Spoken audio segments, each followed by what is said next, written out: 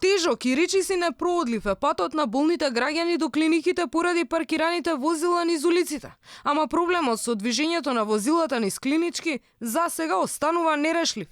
Здравствените власти само ветуваат оти паркинг ке има, ама кога не се знае, бидејќи пропадна планот од пред речиси 2 години. Ама и последниот тендер што се распиша е неуспешен.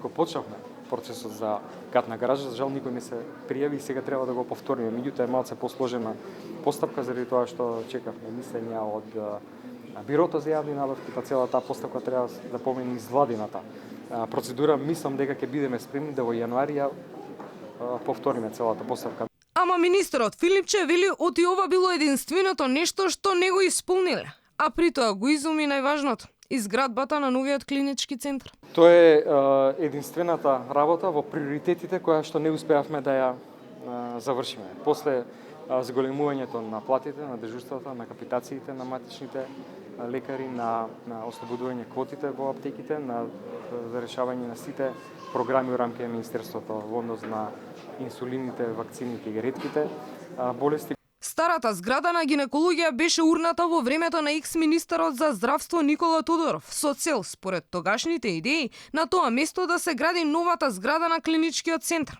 Владата на Заев се откажа од овој проект, а министерот Филипче изградбата на монтажните катни гаражи ја најави уште во март лани. Тој тогаш рече дека за кусо време ќе има катна гаража. Овој план, за разлика од другите, се уште стои, ама само на хартија.